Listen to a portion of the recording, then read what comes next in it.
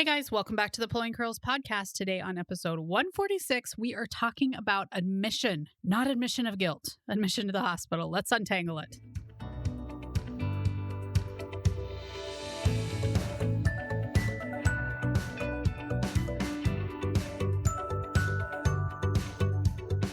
Hi, I'm Hillary Erickson, the curly head behind the Pulling Curls podcast, where we untangle pregnancy, parenting, home, and even travel. We know there's no right answer for every family, but hopefully we can spark some ideas that will work for yours. Life's tangled, just like my hair.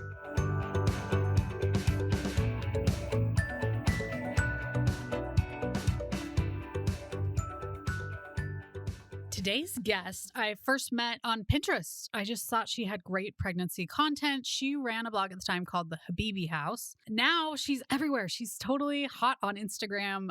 She makes great content there. She also has an online childbirth class. Actually, class is a great one for VBACs. I want to introduce my guest, Trish, the labor nurse mama. Do you feel prepared for your delivery? In just 3 short hours, you can be prepared for the confident, collaborative delivery you want. You'll know what to expect and how to talk with your healthcare team, and there are no boring lessons in this class. I'll use humor, stories from my 20 years in the delivery room to engage both of you. I love how Alyssa told me that she found herself laughing at things that used to sound scary. Most of all, you guys are going to be on the same page from bump to bassinet. Join the online prenatal class for couples today. You can save 15% with coupon code UNTANGLED. You can find the link in the show notes. Hey Trish, welcome to the Pulling Curls podcast. Thank you so much for having me. I'm so excited to be here. Oh, I love it when I have a fellow nurse on. It's so fun. So quickly, where have you practiced? I know you're a travel nurse, so you've been all over the place. All over the place. I've done most of my career has actually been in California and Tennessee. So my home base is Tennessee. Then my home base was Florida, but I've done Minneapolis. I've done Texas, California. Which part of California? I've done LA. Okay. I've done Harbor City and Torrance and a lot in Northern California, mostly Kaisers. Okay. Then what was the one I did in Torrance? It's something Mary or Saint Mary. No, we're always saints. I can't think of what it is right now. I can't believe I've just totally blanked on it. Anyway, okay. That's my brain right now. All right. So my I've been in San place Jose. Is Seattle, though. Oh, Seattle. That would be lovely. Oh, it's amazing. Amazing. It's so in line with how I like to practice. So they don't even start IVs on labor patients. Man, nope. Unless they have to. That's a big no where I worked. Yeah, everywhere else I've been too. I got reprimanded for starting. This girl came in active labor and they said, can you go admit her real quick? So I went in there, admitted her, of course, started IV. Right. I didn't even start fluids, just started an IV. No, I did. I started fluids. And then the doctor was like, why did you start an IV? And I was like, she's like, did someone tell you to? And I was like, oh. God told me. Yeah. Well, that's interesting. I think this will be awesome because I've always hear like, well, in the South, that's not how we do it. So girl. Yeah. Today, we are talking about the admission process. So basically, it's what to expect when you show up to the hospital, either in induction or labor. It's really pretty much the same. And honestly, these steps, even if you came in because your baby's not moving or you think you have strep throat, you're still going to get all these fun things done. Okay, so when you come to the hospital, the first thing you're going to do is hit admitting. Well, the first thing you should do is find out where to go because a lot of hospitals are different. Some you show up to the ER and they take you to labor and delivery. Some they tell you to just show up to labor and delivery. So ask your doctor, if you remember, show up where to go. I mean, but you can always just present to the ER when in doubt. Well, and the other thing is what time of day. Some facilities, if you show up during the night, only the ER is open. So you have to go through the ER. And of course, they're going to panic and freak out when they see you. Yes, ER nurses do not like pregnant ladies. I don't like victims that are cut up and bleeding, so yes. I'm good. And if you think about it, that does make sense because we want to keep the entrances to the hospital closed because some hospitals are in sketchy areas, definitely some that I've worked at. So we want to make sure that those entrances are closed off at night so everybody stays safe in the hospital. Right. So that's why they do something like that. But ask your doctor where you should show up. I used to work at a birth suites that was separate from the hospital. So patients needed to know to come to there. Otherwise, we had to go pick them up from the ER. It just wasted some of their time that they could have recouped by just showing up to us. I think you're right. This is something I tell my students as well. Like, we talk to your provider when you're around 32 to 34 weeks. Like, what is the process? What are you expecting? Are you expecting me to call you? In what situations would I just go to the hospital? Yeah. And where to show up, because they'll know that kind of stuff. Well, and too. so I've worked at some hospitals that I'm there 13 weeks, 8 weeks, and I still have a hard time finding the labor and delivery department. Yes. Some hospitals are very complicated. A lot of hospitals, though, will have a dedicated entrance, even if it goes to labor and delivery, and it'll be very visible. I've worked at some that have like a dedicated door, dedicated elevator that says dedicated valet, which is always nice. Mm. Yeah, that brings the moms in to make the monies at the hospital. So that's smart. Yeah. And I will say, like some hospitals I've worked at, if you're 13 weeks and up, you come to labor and delivery no matter what. Well, I mean, if you're in a heart attack, we would hope they keep you in the ER, but pretty much anything else, they're going to want you to go to labor and delivery. Even if you think you broke your leg, a lot of times they'll like, we're going to take an x-ray and then send you to labor and delivery. I had a terrible experience at my last hospital in Florida. A girl came in and she was like 27, 28 weeks, and she had a wound on her back that they had been doing different things. She had a wound back. She had all these different things. And of course, because she was pregnant, she was there for the wound. They sent her to me, and the doctor ended up having me culture the wound. And I was not a happy labor nurse. I was like, I don't do this. No, This that's is, not my thing. no, and it had been years and years and years since I had done anything like that. So I was breaking out like the internet looking like, okay, I got to do this. What do I grab? It was interesting. But yes, typically you would call your provider, usually, depending on the situation, is what I think most providers, and then they walk you through whether or not you go to the hospital or not. Really depends on your provider. I have some that Yeah. you couldn't get hold of them at all if you were their patient. So, Well, and I've worked a lot with Kaiser, and in Kaiser, Kaiser they has call. so many policies. Yeah, and also they call the triage nurse, and the triage nurse goes through a list of whether you come or not. Yeah. And they already have you in the system because you're Kaiser. Mhm. Like Kaiser's pretty snazzy. Yeah. Okay. So you show up to the admitting desk. If you are in rip roaring labor, you do not need you do need to tell them your name. I mean, let's be fair to the admitting clerk, but I've definitely had admitting clerks that even when patients were like visibly in pain, were like, "Let me stop and have you fill out this form." And I'd be Let like, me get your ID "Judy, and your yeah, insurance. I will send dad back when we are done. Let me Yeah. see her." So that is actually a law. You don't have to like come to the room if you are in pain. You can say, let me go to the room, and then they can come to you, or dad can go Mhm. out and give him your insurance card. Obviously, we need to get paid for our services, but yeah, we want to make sure that the baby's head doesn't come out while you're at admitting. Yeah, and I remember when I had my older kids, we went and registered weeks before we had our babies, and I don't feel like a lot of places do that anymore. Ours still did, but you did it online. Okay. Well, during COVID, especially, they didn't want to see anybody. So they started an online process. Before that, they asked people to fax it in, which I was like, yeah, everybody has a fax machine. I mean, this wasn't like 1948. It was like Yeah. 3 years ago. I was like, so people will usually just stop in and hand it to them. Online makes life so easy. I get so in a rip roar when someone doesn't have an online process for something. Yeah. And nowadays, I'm finding that if someone doesn't have a virtual option, I'm like, wait, what? What's wrong with them? And it totally makes things easier if you do that pre-registration process, because Mhm. they've already got your address. Like they can just pull you up in the system and boom, you're ready. If you haven't done that, or let's say you're on vacation and you show up while you're in Hawaii, then they are going to need like all your information. You're going to want to have your insurance card with you, your ID. They're going to want all those different kinds of things just to make sure you're who you are and that you have insurance and you're going to get paid. Obviously, if you don't have insurance and you're unstable, we have to take care of you either way. But yeah. Well, and COVID has made some things different, but what you don't show up with is a 4-piece luggage set.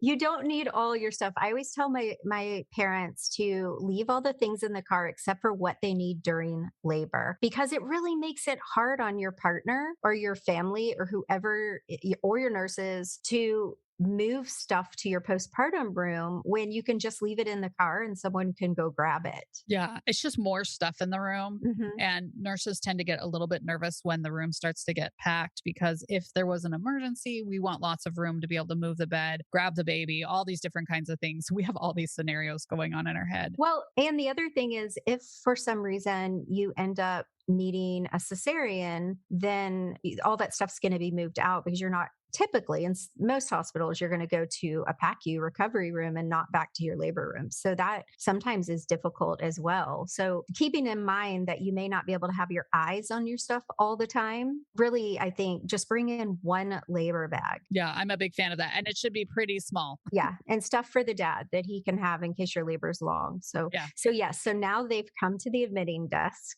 Yes. And so they get your information. Now, if you come in for a scheduled induction or a scheduled NST, then admitting can 100% stop you and get all your information before you go to your room because that's a scheduled procedure. But I always like to let moms know you don't have to stop there if you're in rip roar and labor. Yeah, but some hospitals that I worked at, if they come in for a later, late night, like if they're getting Cytotech or something, some admitting desks are closed, so they'll do that in the room. So yeah. But yeah, so let's talk about if they're in labor. Yeah. Or think they're in labor. Well, honestly, anything. You go to the room and we put monitors on you. That is our first thing. So we monitor the baby, make sure we can get baby's heart rate, and then we put on one that monitors for any contractions. And we do that as long as you're like over 12 weeks. I'm trying to find it with my crappy little ultrasound, seeing if I can find baby, or grabbing my Doppler. That's a huge requirement of us, is that we make sure baby's okay when you come to the hospital. Yeah. So most places I've worked, depending on the weeks, we'll do the Doppler. And a lot of places that I've worked at, unless it's 100% pregnancy related, if they're under 24 weeks, they don't come to us right away. I've been at one that was 13 weeks. The last one I worked at was 20 weeks. Every hospital has it. I think it's based off of their malpractice insurance. Ours was based off our malpractice insurance because the ER wasn't covered to do anything pregnancy related after 20 weeks. Yeah, a lot of them that I've worked at, they'll send me down there if they're under a certain amount. We will come to you sometimes. Yeah. Yeah. Or if you go to the ER and you have like shortness of breath, you actually have a medical problem that I shouldn't solve for you, then a lot of times you'll get a labor nurse that comes there and does an NST. Right. Yeah. And I put on my hazmat suit because, again, I don't like going to the ER. Anyhow, yes. Unless I always tell my mamas that if you are side riding a wheelchair, like you can't sit all the way on your butt and you're leaned over on the side of the wheelchair, then you get a fast track pass. That you do. Because we know what that means. Something's keeping you from sitting on your bottom fully. And I tell my students too that a good seasoned labor nurse can usually, most of the time, because some people can throw you for a loop, but can look at you and decide about where you're dilated if you're really in labor. Yeah, that's definitely how I was trained. She was like, I want you to guess what everyone's centimeters is before you go in there. And then we'll find out if you're right. And you're not always right. But in a ballpark, typically you can. Yeah. Or you just realize that this lady literally shows no pain on her face. And it's impressive. Or this lady shows every single ounce of pain on her face and she's still close, thick, and high. So yeah. Yes, true. Okay, so we put all the monitors on you, and then comes all the questions, which is why I say probably don't invite. With COVID, we haven't been able to invite as many people anyway, but I would really try not to invite anybody more than your direct partner for the first part of your admission, if at all possible. If you're planning on bringing other people, possibly not even your doula, like she probably doesn't need to show up those first 20 minutes, Depending if you're really in active labor. Yeah, that's also maybe your true. doula would come with you. Yeah, because it is so many questions, including if you've had any miscarriages, herpes, chlamydia, gonorrhea, all these different kinds of things. And a lot of it's super boring. You might not want everyone to know. Yeah, a lot of it's super boring, like the health history of your family, any cardiac history, cancer, Well, and the abuse screening, I see that shocks a patient a lot, and they look at their partner. And I think that it's so important for us. But that is another reason why, if you're listening, and that's a time where you can get help. Yes. If you're alone doing your admission process. Yeah. And that's a requirement for every hospital admission. So even if you go to the ER, we're required to just say, are you home? Are you safe in your home environment? Do they ask to men? Do you know? I don't know.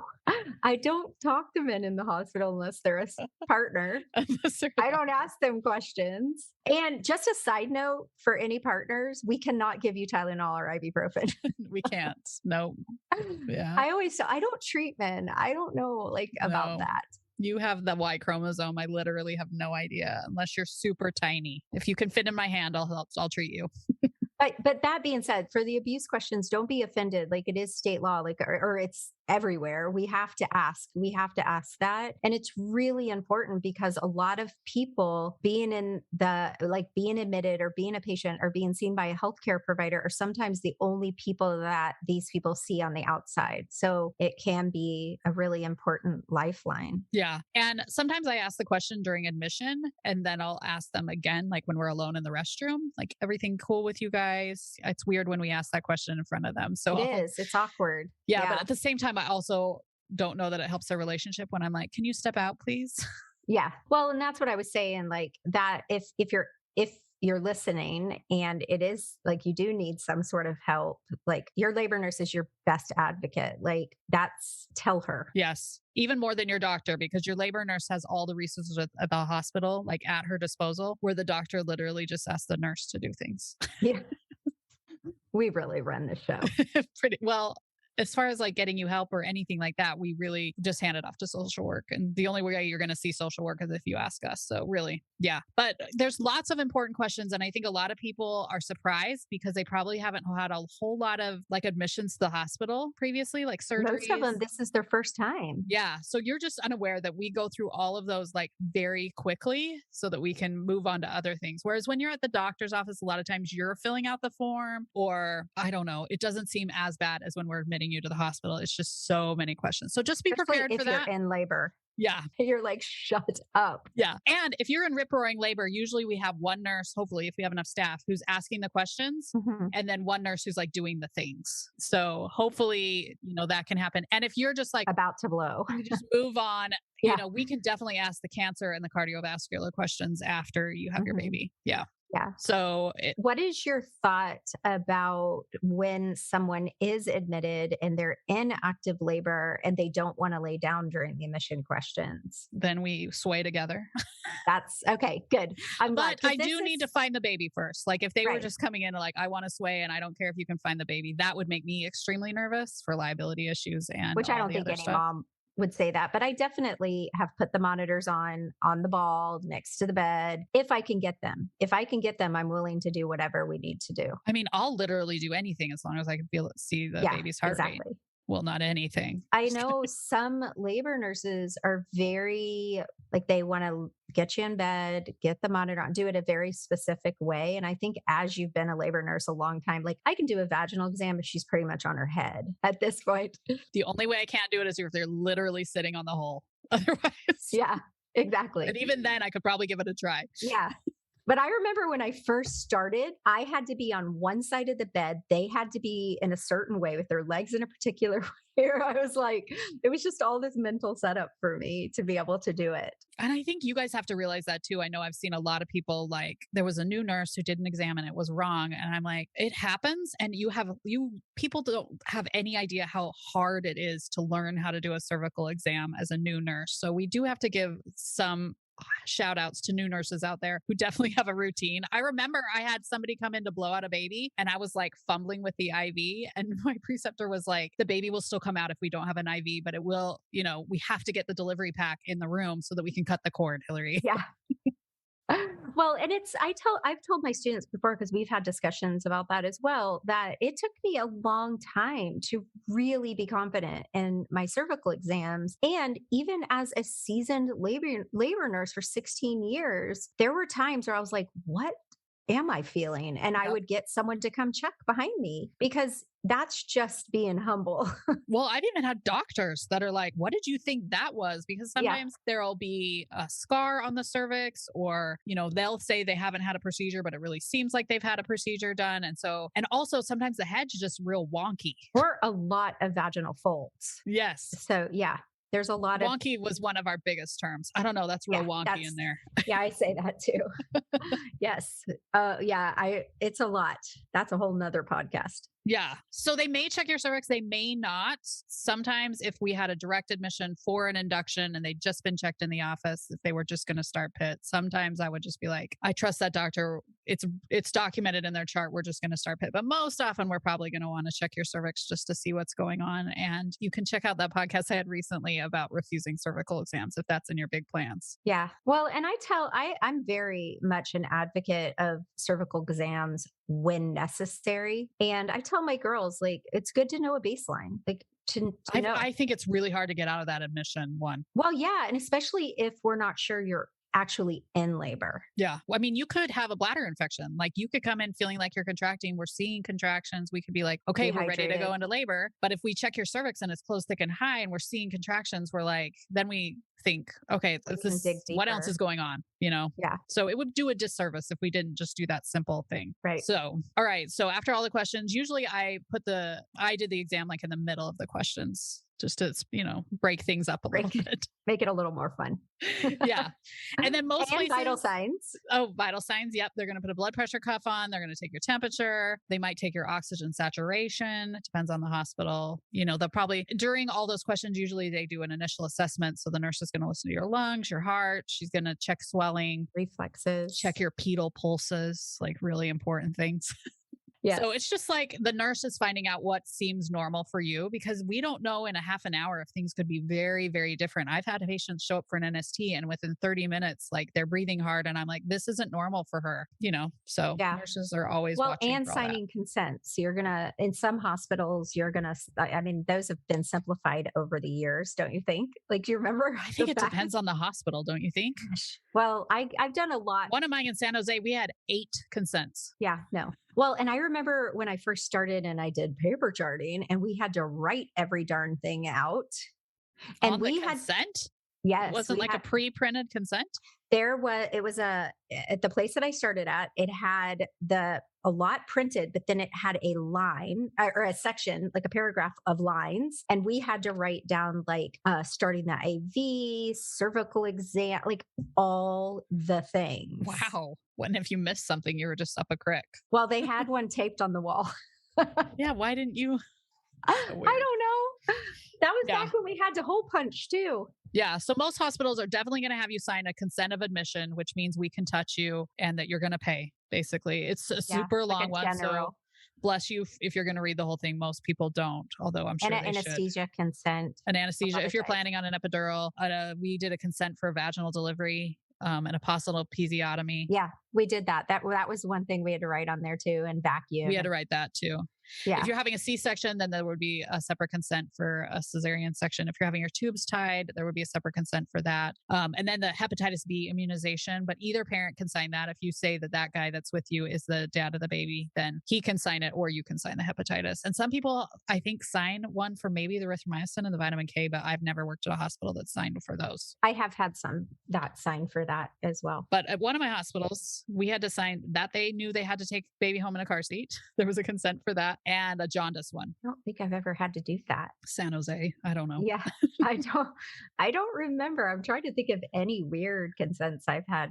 Circumcision consent. Oh, circumcision. Have to do if you're having a boy. But a lot of those don't come, like we don't have them sign the circumcision consent until it's actually happening. So some of them we wait. Yeah. Same for us with cesarean, unless it's actually happening. Right. Or it's scheduled. Right. Yeah. Yeah. So consents, and don't feel like you have to do your best handwriting. Most people do a very just trying to get it done. Yeah. Oh, and I'm sure we've both had those patients who are like just signing it. Like they're not even thinking, I don't care, just signing it. Yeah. I mean, I don't think I read through the full admissions consent. It's 2 full fine print pages. Yeah. And that being said, with these consents that we're talking about, general ones, the provider should still talk you through anything that's changing and that they're wanting to do, or any interventions. They're still going to talk to you about it. So it's not like if you miss something and you're like, oh, but I didn't want that, and it's not, that's not something I want, then your provider and your nurse, before we do anything, we're still going to talk to you. Yes. And you have an opportunity. You can verbally say, no, I don't want that. Yeah, even if you sign the hepatitis B consent and then later I've had patients change their mind both ways. They refused it and then they wanted it or whatever. Then you can change your mind and It's hard to change your mind mid C-section. But other than that, most things you can change your mind. So I have not practiced since COVID because, like I was telling you, I was getting ready to take a travel assignment. Thank goodness I hadn't signed my paperwork at that point because I also met and married my husband in a whirlwind. But during the different times of year, you're going to sign a flu, we're going to talk to you about the flu and the pneumonia and all those The things. Tdap, if you haven't had your tetanus. So there are a lot of consents, but I think people get confused with these signed consents, which are literally just paperwork. They don't really affect my care all that much, except for maybe the hepatitis B vaccine. But everything else is an informed consent that's verbally done with you and your provider. And most often the provider, your midwife or your doctor, is going to chart in the notes, informed consent given for a cesarean section or whatever they're doing. Yeah. Yeah. So those are they're not signed. It's just confusing. I think people think that those written consents are more important when I think those are all just paperwork and not really all that important, that it's really the verbal things that we do in the room that people really need to pay attention to more. Well, and I think it depends on what is actually going on with mama on how much she cares about the consents.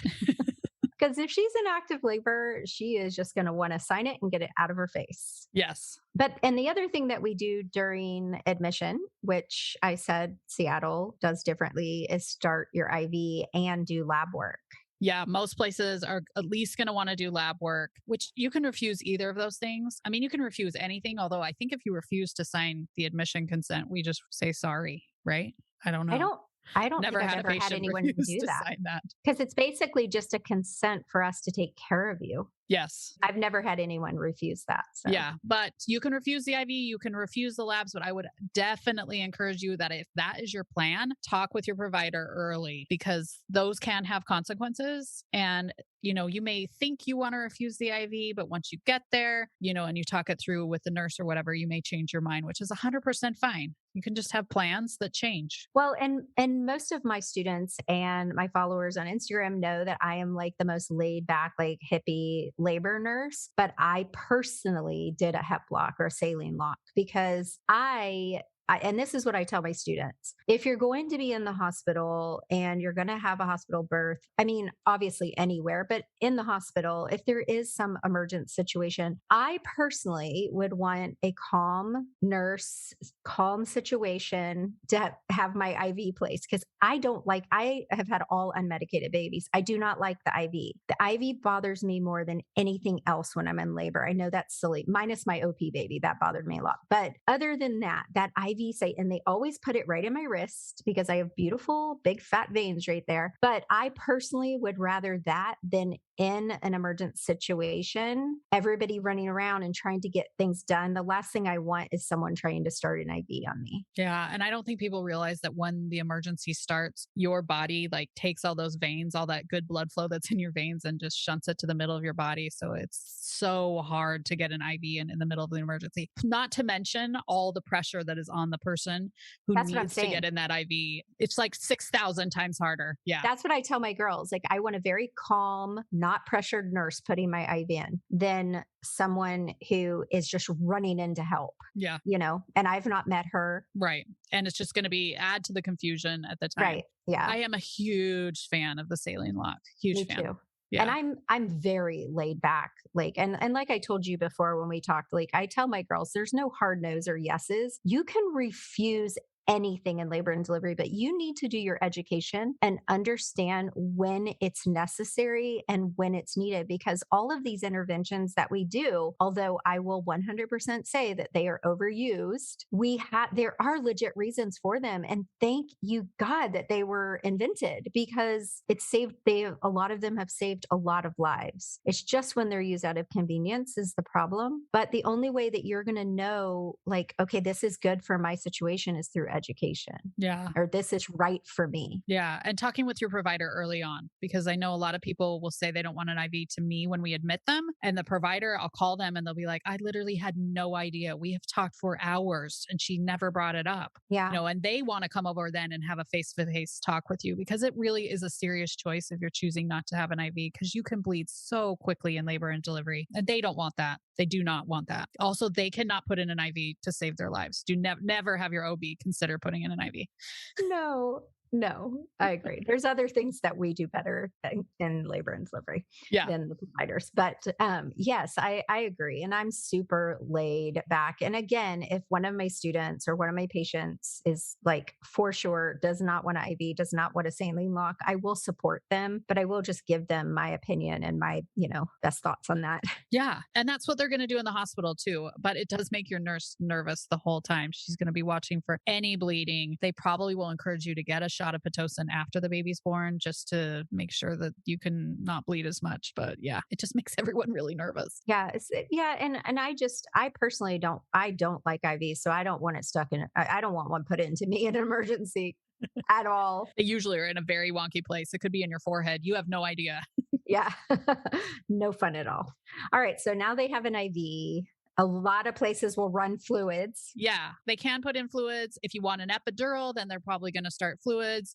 After this, things change. Like you might be starting an induction, the baby's head might come out, but really those four things, going to the admitting desk, us putting on monitors, asking the questions, quick assessment, IV labs, that happens to pretty much everyone that comes in labor. So just expect those few things. And then after that, it's a crapshoot as to what's going to happen. If you're going natural, that's a great time to then get up and, go walk the halls, do your lunges if your hospital allows that. I wanted to also mention that depending on the size of the hospital, after admitting, you might go to a triage unit before you go to an admitting room. Oh, that's true. Yeah. So it really just depends. If you're coming in for a direct admit for induction, or your provider, you went to your office and your waters broke or something, they're going to send you straight in for a direct admit. But a lot of hospitals will put you in triage, especially if we're doing a labor check. You're going to be in there for a couple hours, and we're going to do that. Everything we just said, minus some. We won't do all the consents and all of that, but we will do a cervical exam to get a baseline, and then usually check you again 2 hours later, maybe have you walk. Well, depending now with COVID, have you do something.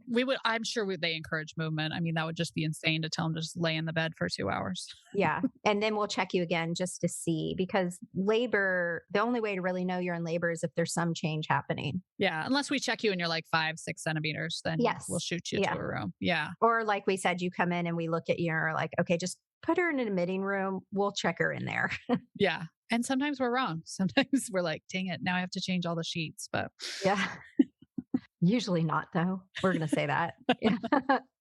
Yeah. So just plan on those kinds of things. Trish makes a good point. Definitely we didn't triage as much during COVID because our triage is open. So that made it a little bit more difficult. But also with COVID, you may end up getting a COVID test when you come too. So that's what I was going to ask you, because like I said, you stopped bedside nursing during COVID. I stopped right prior to COVID. So I was just, I've heard all sorts of different things, but I would say things are tapering down now, because it feels like, although if you're traveling out of the country, trust me, coming back to the US is harder than any other country. We almost didn't get home this weekend.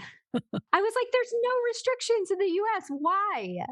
I've had my vaccination. I don't understand this. Cost us like $300. Yeah. And it may depend on if you're vaccinated. It may depend on your hospital and the amount of COVID in the area. It may depend on your history. Who the heck knows? And it may depend on the day, because on Friday it may be one thing and on Monday a whole nother one.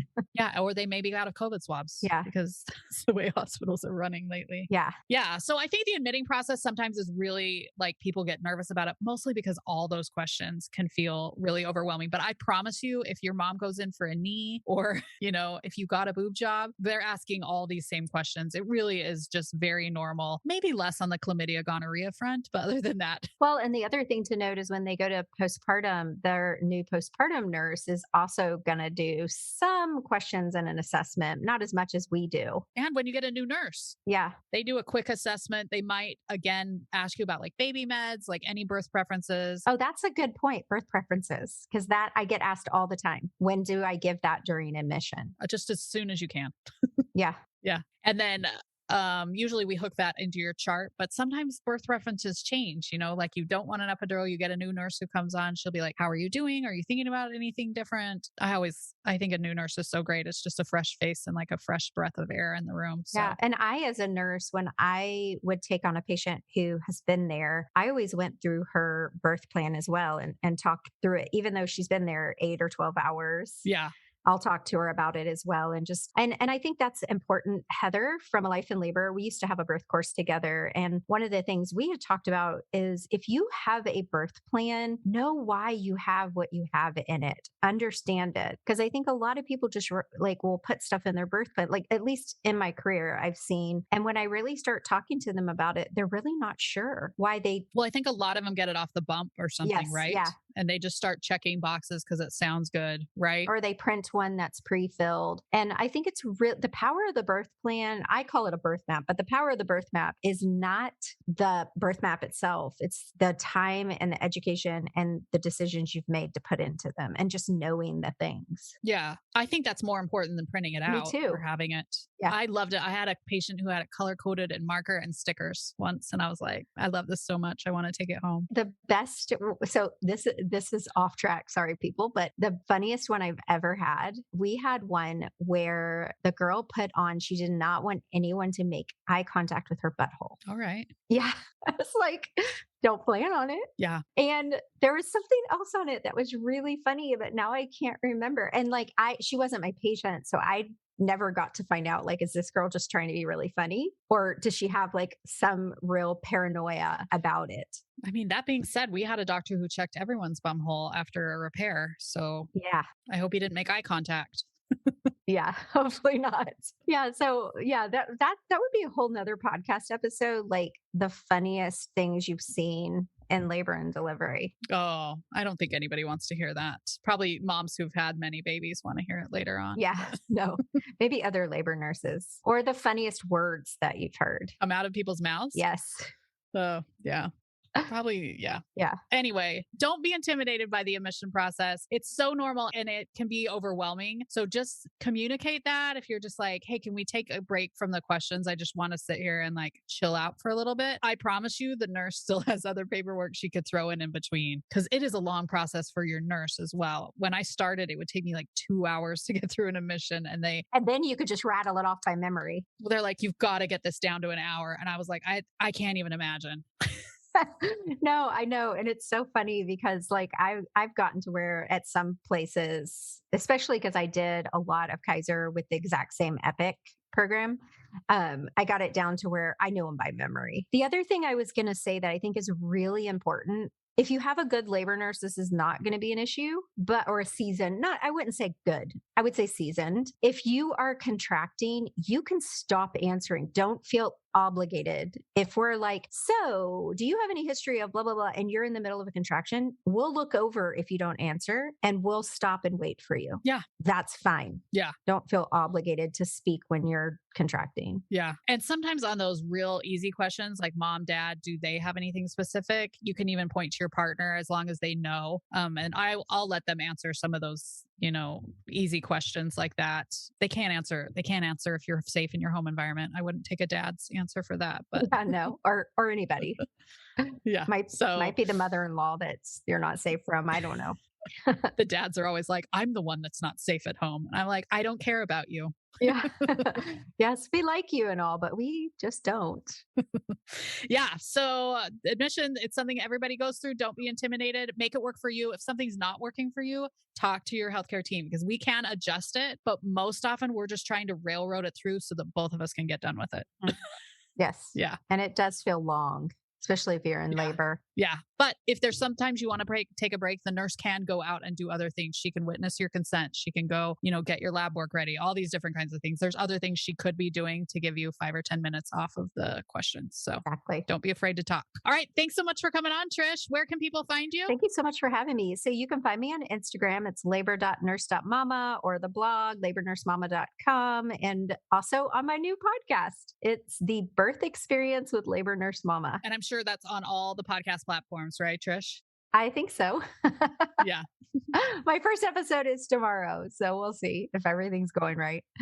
Yeah, not tomorrow when this No. airs. Okay. Because we're recording this way early. But by the time this airs, Trish will have 400 episodes. Let's hope. Yeah, and Trish also has a birth class. I am not your cup of tea, definitely check out hers. I would say that Trish has a more calming, earthy, natural tone to herself. So if The that's hippie something that labor you're looking nurse. for, check out hers. Mine is more like, this is how it's going to happen. Don't be worried. Let's get it done fast. Just like I did admissions. But that's what I love about this environment. And this is what I tell my followers is that if my teaching style is not your thing, that's fine. Just do your due diligence, pick out a good birth class and take one. Yeah. Do you have a freebie people can like see what's up with you? We do. We have a really awesome pregnancy postpartum checklist bundle, and they can go to Instagram to my link in bio, and it's a pregnancy updates. We've put a lot of work in these. You'll get a weekly email that is full of education and plus some freebies, including the pregnancy checklist bundle, which goes through the different trimesters, postpartum, labor, all the things. Yeah. And I think it's so important to find out before you pick a class if you and that person mesh. For sure.